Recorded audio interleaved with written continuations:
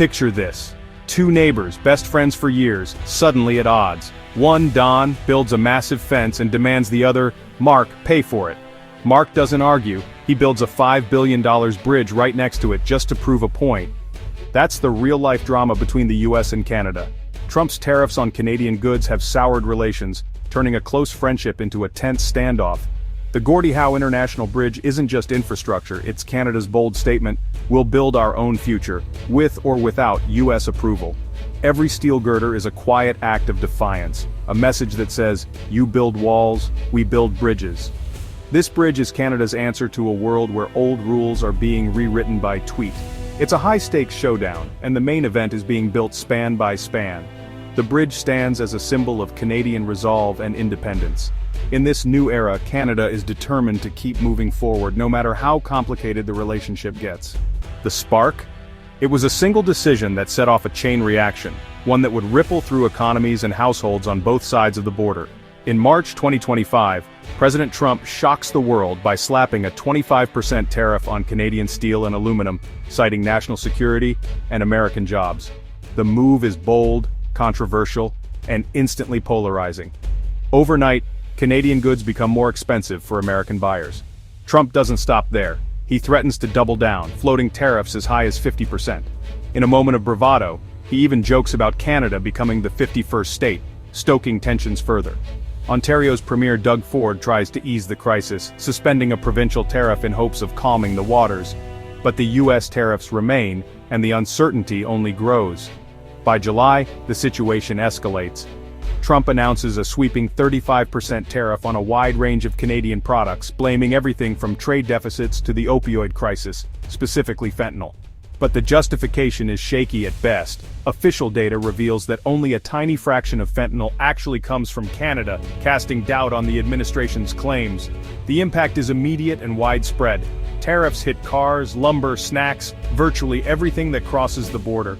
Prices climb and businesses scramble to adapt. This isn't just a minor spat, it's a full-blown economic war. Newsrooms buzz, markets tumble, and global trade routes are thrown into chaos.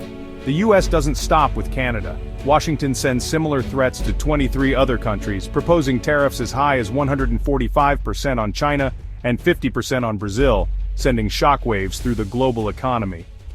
For Canada, whose economy is deeply intertwined with the US, these tariffs threaten decades of stable trade and cooperation. Factories worry, exporters panic, and cross-border partnerships are put to the test. The tariff tantrum is in full swing, and the pain is real. Business owners face tough choices, workers fear layoffs, and families feel the pinch at the checkout. The stakes couldn't be higher. The fallout isn't just local, it's global, with leaders scrambling to respond and economies bracing for impact. For Canada, this is more than a headache. It's a full-blown migraine, threatening jobs, investments, and the value of the Canadian dollar. The trade war is no longer just a headline, it's a daily reality, hitting home for millions and reshaping the future of North American trade. Amid the chaos and constant movement at the Detroit-Windsor border, where thousands of trucks and travelers cross every day, a new chapter in North American trade is being written. The Gordie Howe International Bridge rises from the riverbanks, a colossal project that's reshaping the skyline and the future of cross-border commerce. Canada is footing the entire $5 billion bill, planning to recoup the cost through tolls, like buying your friend a car, then charging them for every ride. It's a bold move, one that signals both generosity and a new kind of self-reliance. The bridge was conceived before the trade war, but today it stands as a powerful symbol. While the US builds walls to keep people out, Canada is building bridges to bring people and goods together. It's a direct challenge to old power dynamics. For decades, the Ambassador Bridge was privately owned and controlled, but now, Canada is taking charge of its most vital trade artery, ensuring its economy isn't at the mercy of foreign interests. Every ton of Canadian steel hoisted into place is more than just construction. It's a statement of independence, a declaration that Canada can build for itself and by itself. For generations, Canada played the polite sibling to America's big brother, often deferring to US interests in trade and diplomacy. Now, with this bridge, Canada is making a statement, securing its own future, investing in its own infrastructure, and charting its own course. The bridge is more than concrete and steel. It's a lifeline, a bold declaration that Canada won't be held hostage by US politics or private interests. It's a masterpiece of engineering and political theater, a silent yet unmistakable rebuttal to protectionism and isolationism. Canada is no longer just a passenger in the North American economy. It's stepping into the driver's seat, shaping the rules of the road. The bridge is an investment in independence, built with Canadian steel, Canadian workers, and a sense of national pride that's impossible to miss. It marks a new era for Canada, one where it leads, not just follows, and where its ambitions are as bold as the bridge itself. The message is clear. Canada is ready to drive its own destiny, forging ahead with confidence, vision, and steel resolve. Under pressure, Canada's leaders walk a tightrope, balancing national interests with international diplomacy. The stakes are high and every move is scrutinized. Prime Minister Mark Carney, a seasoned economist, stands firm retaliatory tariffs stay until the US commits to fair trade. His resolve sends a clear message. Canada will not be pushed around. Carney strengthens ties with Europe, signaling Canada has other friends. By diversifying alliances, he ensures that Canada isn't overly dependent on its southern neighbor. He even drops a planned digital tax on US tech giants as an olive branch. Trump responds with more tariffs. The gesture, meant to ease tensions, instead highlights the unpredictability of the trade war. Enter Ontario, Premier Doug Ford, the pragmatic negotiator. Known for his hands-on approach, Ford steps in to mediate and find common ground. When Trump threatened Canada's auto sector, Ford brokered a truce, suspending a provincial tariff to protect jobs.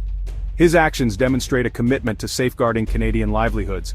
It's a classic good cop, bad cop routine. Carney holds the line, Ford keeps the economy afloat. Together, they present a united front, each playing their part to perfection. This dual approach reassures Canadians their government won't be bullied, but won't let industries collapse either. It's a delicate balance of strength and pragmatism. The balancing act is delicate, standing up for principles without tanking the economy. Every decision is a calculated risk, aimed at preserving both dignity and prosperity. Carney and Ford's teamwork shows the complexity of Canada's response. Their collaboration is a testament to the power of strategic partnership in turbulent times. They're navigating a trade war with their biggest ally and antagonist. The relationship is fraught with tension, yet vital for both nations. The world is watching to see if they can make it to the other side. Global leaders and markets are keenly observing every move, knowing the outcome will have far-reaching implications. Canada's strategy, resilience, diplomacy, and pragmatism. These principles guide their actions, ensuring they remain steadfast in the face of adversity. The stakes couldn't be higher. The outcome of this trade war will shape the future of Canada's economy and its place on the world stage. Trade wars aren't just politics, they hit real people. In Michigan, $77 billion in annual trade with Canada is at risk. Projections show up to 13,000 jobs could vanish.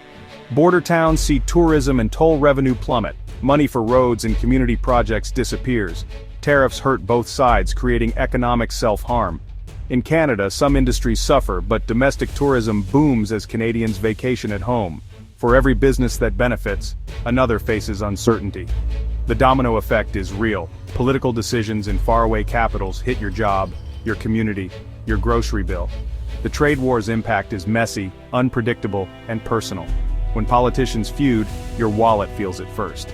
Canadians are fighting back, with their wallets. A grassroots movement urges people to boycott US products and buy Canadian. Grocery chains highlight made in Canada goods. Shopping becomes an act of national pride. Surveys show most Canadians are choosing domestic brands, sending a message to politicians and businesses. Travel plans shift too. Why spend in the US when you can support Canadian tourism? Every dollar not spent in the US is a quiet protest. The trade war isn't just fought in Ottawa and Washington, it's in every shopping cart. Canadians are rediscovering their identity and power through everyday choices. Canada isn't alone. Trump's tariffs target allies worldwide. The EU hits back with $28 billion in counter-tariffs, making American goods pricier in Europe. The US sends tariff threats to 23 countries, including China and Brazil. This global pushback unites countries against American protectionism. Canada finds common cause with the EU, Japan, and others, coordinating responses and building new supply chains. The disruption is painful, but it's forcing countries to diversify and strengthen ties. Ironically, US isolationism is creating a more united global community. The world is adapting and pushing back. Looming over it all is the USMCA, the North American trade deal. For now, it shields Canada and Mexico from some tariffs, but a mandatory review in 2026 could change everything. Trump could use the review as leverage, threatening to scrap the deal unless new demands are met. Every Canadian move now is calculated with that deadline in mind. Push too hard and the whole agreement could collapse. Concede too much, and Canada looks weak. Billions in trade and millions of jobs hang in the balance. The future is uncertain, but the relationship runs deep, built on more than just trade. The hope both sides find a way to de-escalate before permanent damage is done. The Gordie Howe Bridge stands as a symbol of connection and resolve. Ultimately, both countries need that bridge, and a way to meet in the middle.